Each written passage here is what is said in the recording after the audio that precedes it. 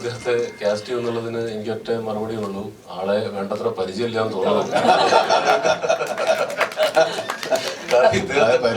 അല്ല, ഞാൻ പറഞ്ഞത് മറ്റാരും ഇയാളെ കണ്ട് ഭ്രമിച്ചിട്ടാണ് നമ്മൾ ഇദ്ദേഹത്തെ ക്ഷണിക്കുന്നത്. ഗരുഡഗമനെ കണ്ട് നമ്മൾ ഇങ്ങനെ ഇതാരാണ് ഇയാൾ എന്നുള്ള അന്തം വിടലിലാണ് ഇദ്ദേഹത്തെ നമ്മൾ ഈ സിനിമയിലേക്ക് ക്ഷണിക്കുന്നത്. ഇദ്ദേഹം ഇങ്ങനത്തെ ഒരു സിനിമ, ഇങ്ങനത്തെ ഒരു ക്യാരക്ടർ ചെയ്യുമെന്ന് പോലും നമുക്കറിയില്ലായിരുന്നു. കാരണം അദ്ദേഹം ചെയ്ത സിനിമകളുടെ പാറ്റേൺ നമുക്കറിയാലോ. അപ്പോൾ ഇദ്ദേഹത്തെ കണ്ട് ഇഷ്ടപ്പെട്ടിട്ട് തന്നെയാണ് നമ്മൾ ഈ ചിത്രത്തിലേക്ക് ക്ഷണിച്ചത്. ബാക്കി ഇദ്ദേഹം പറയട്ടെ. ഈ ഒരു കോസ്റ്റ്യൂമിന് കൂടെ പറഞ്ഞാൽ ഇത് ഇദ്ദേഹം ഇപ്പൊ നമ്മൾ വില്ലന്മാരെ പല രീതിയിൽ ക്യാരക്ടർ അധികം പറയുന്നില്ല, പല രീതിയിൽ വില്ലനായിട്ടല്ലേ ഇങ്ങനത്തെ ഒരാള്. അതെ, നമുക്ക് പക്ഷെ അയാള് നമ്മൾ പറയുന്ന പോലെ അല്ലെങ്കിൽ അത്ര നന്മകളായിരിക്കില്ല, അയാളുടെ ഭാഗത്തുള്ള റൈറ്റ് ആണ്. അതെ, ഇപ്പൊ കോസ്റ്റ്യൂം നമ്മൾ ഒരു ഇദ്ദേഹത്തിന് കണ്ടിട്ടില്ലാത്ത സ്യൂട്ട് കൊടുക്കണോ പാൻറ് കൊടുക്കണോ എന്നൊക്കെ ആലോചന ഒരു കാര്യം ചെയ്യാം. നമുക്ക് മുണ്ടും ഈ പറഞ്ഞ പോലെ ഒരു ഷർട്ടും ആ ഹെലികോപ്റ്ററിലൊക്കെ വരുന്ന കോൺട്രാസ്റ്റ് പിടിക്കാന്ന് വിചാരിച്ചു. അതിന്റെ കൂടെ ഒരു തുണ്ടും ഒക്കെ കൊടുത്ത് അങ്ങനെ കോൺട്രാസ്റ്റ് പിടിക്കാന്ന് വിചാരിച്ചു. അപ്പോൾ വൈശാട്ടിനെ ഓക്കേന്ന് പറഞ്ഞു. അങ്ങനെ വൈശാട്ടിന് കോസ്റ്റ്യൂം ഒക്കെ പറഞ്ഞ് എല്ലാം സെറ്റ് ചെയ്ത് കഴിഞ്ഞപ്പോഴാണ് ഇദ്ദേഹം ആക്ച്വലി നടക്കുന്നത് ആ കോസ്റ്റ്യൂമിലാണ്. കളർ മാത്രമേ മാറ്റുള്ളൂ. അപ്പൊ അത് ഇദ്ദേഹത്തിന്റെ കോസ്റ്റ്യൂം വളരെ യാദൃശികമായിട്ട് നമ്മൾ ഡിസൈൻ ചെയ്തതിൽ ആയിപ്പോയതാണ്. സ്വന്തം കോസ്റ്റ്യൂം തന്നെയാണ് അപ്പൊ യൂസ് ചെയ്തത്? അല്ലല്ല, മമ്മൂട്ടിക്ക് പിന്നെ റിച്ചാണ്.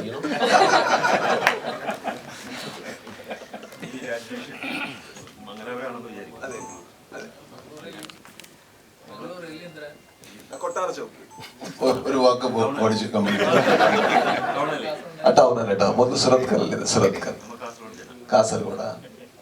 കാസർഗോഡ് ജനം എല്ലാം ഉണ്ട്. അവിടെ ഒരു അല്ലിത്തിരയുണ്ട്, ഇവിടെ ഒരു ഇല്ലിത്തിരയുണ്ട്. ഞാനും കാസർഗോഡാണ്. ഇനിയിപ്പോ എല്ലാരും കൂടെ കാസർഗോഡേക്ക് പോകല്ലേ? മിക്കതും കമേഴ്സ്യൽ സിനിമകളായിരുന്നു അന്ന് കണ്ടിരുന്നത്.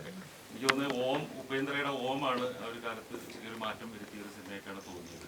പിന്നീട് നിങ്ങളുടെ രജനീഷ് ഷെട്ടിന്റെ ഋഷഭ് ഷെട്ടിയുടെ സിനിമയാണ്, ഒരു മൊട്ടൈക്കഥ ആണ് ആദ്യമായിട്ട് വന്നതെന്ന് എനിക്ക് ഓർമ്മയുണ്ട്. അപ്പോൾ ഈ ഒരുപാട് മാറ്റങ്ങൾ ഇപ്പോൾ കന്നഡ സിനിമയിൽ ഉണ്ടായല്ലോ, അത് എങ്ങനെയാണ് നോക്കി കാണുന്നത്? അതിനു മുമ്പ് ആക്ച്വലി പവൻകുമാർ ഒരു പടം ചെയ്തിട്ടുണ്ട്, ലൂസിയ പറഞ്ഞിട്ട്. പിന്നെ ഹേമന്ത് റാവു ഗോതിമണ്ണ സാധാരണമായി കെട്ടു ചെയ്തിട്ടുണ്ട്. പക്ഷെ എന്ന് വെച്ചാൽ ഇപ്പോ V3, Rakshit, Rishabh and me, we are actor and directors and writers. That is the reason we get a lot of credit that we don't deserve, because others have worked also. But we get the credit because actors, because that's a industry where actors get a little more importance than the other technicians. I think it's because when people from non-filmy background come to the industry, they have a original or new story to tell because of the place they are from and because of the culture they have lived in, and they believe in it and the stories change. I think that is one reason maybe presently the changes are coming. I don't think that's we can do better. We can do a lot more aggressively in writing and everything, but yeah, we need a little time.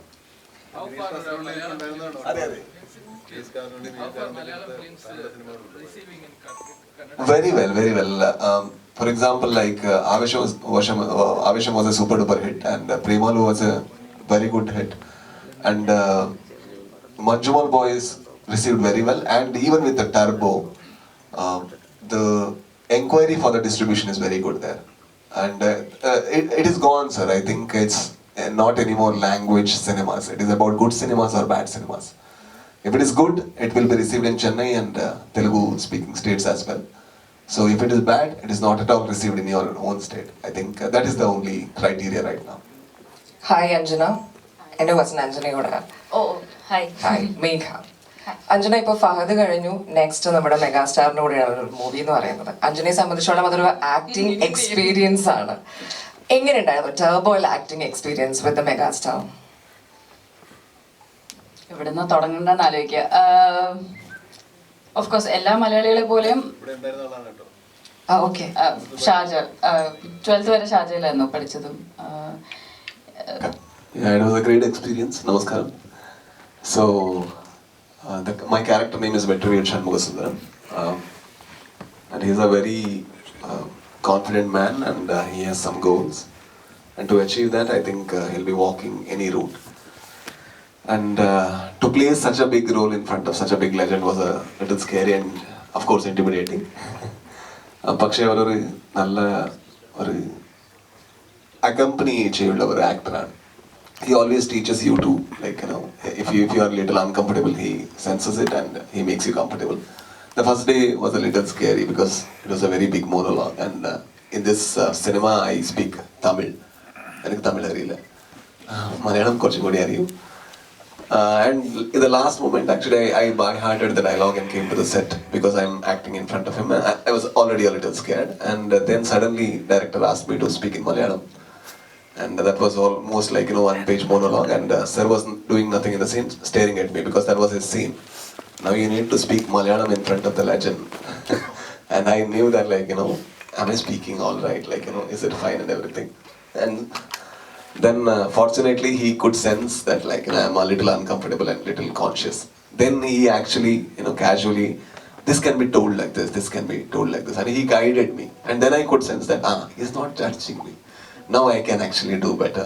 So that is how, like, you know, it was a very good experience. And the whole technician list, they were very passionate. And even though I'm a director, it was a film school for me because the way they are operating, the way he had written, I was learning and observing everything because it's a big canvas. I have never worked in this big canvas. So it was a great experience.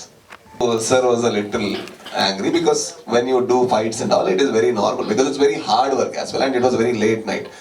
And he was speaking to someone with the same tone, and I didn't know what to do. I'm standing, and there is chair, and I'm standing, and I don't want to sit.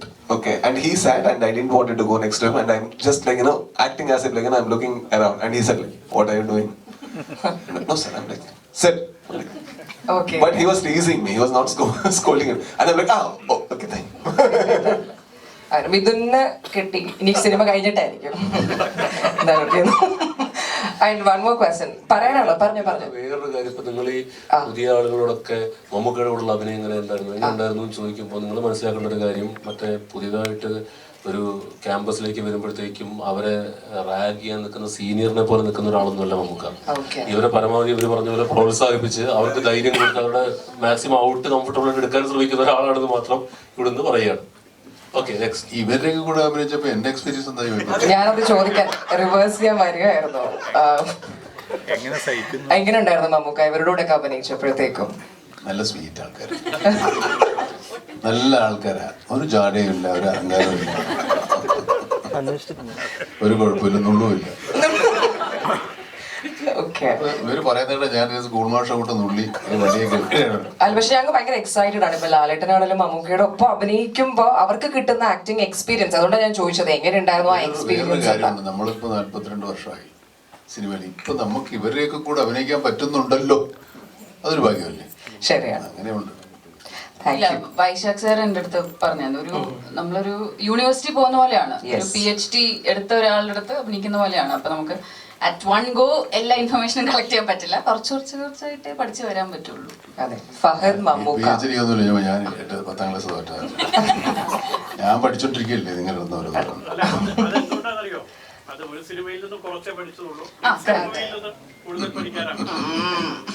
കണ്ടുപിടിച്ചേട്ടോ. ഏകദേശം നമുക്ക് എന്തായി, ഞാനാണ് കാണുന്നത് കേട്ടോ. അപ്പോൾ നമുക്കൊന്ന് ഇനിയൊന്നുമില്ല. നമുക്ക് ഒരു പ്രശ്നം കൂടെ നേരത്തെ ചോദിച്ചതിന്റെ തുടർച്ചയാണ്. ഇപ്പൊ ഏറെക്കാലത്ത് ലേറ്റായി പോയി. ബാക്കിയുള്ളവർ ചോദിക്കേണ്ടതില്ല. കുറെ കാലത്തിന് ശേഷം അല്ലെങ്കിൽ ഏറെക്കാലത്തിന് ശേഷം മഹത്തായ കുറെ സിനിമകൾ വന്നൊരു സമയമാണ് ഇപ്പം. നേരത്തെയും സിനിമയുടെ ഒരു വസന്തകാലം ഉണ്ടായിരുന്നു, പക്ഷെ ഇടയ്ക്ക് വെച്ച് സിനിമ വഴി ഇപ്പൊ ഏറ്റവും പുതിയ സിനിമകളൊക്കെ വരുമ്പോൾ ഈ ഇതിന് നേതൃത്വം കൊടുത്ത ആളെന്ന എന്താണ് നമുക്ക്? എനിക്ക് നേതൃത്വം കൊടുത്ത ആളെന്നുള്ള പാടായി പറഞ്ഞ നേരത്തെ വന്ന ഉടനെ എൻ്റെ ഒരു ടെൻഷനും ആൻസൈറ്റിയും ഒക്കെ ഉണ്ട്. ഒക്കെ ശരിയായി വരട്ടെ. നിങ്ങളെ കൂടെ നിൽക്ക്. ഇവിടെ ദുബായിലുള്ള കാര്യങ്ങൾ നിങ്ങളെ ഏൽപ്പിക്കുന്നു, ബാക്കി നമുക്ക് മറ്റുള്ളവരെ ഏൽപ്പിക്കും. എന്താ പറയുന്നു? അപ്പോൾ ഓക്കെ.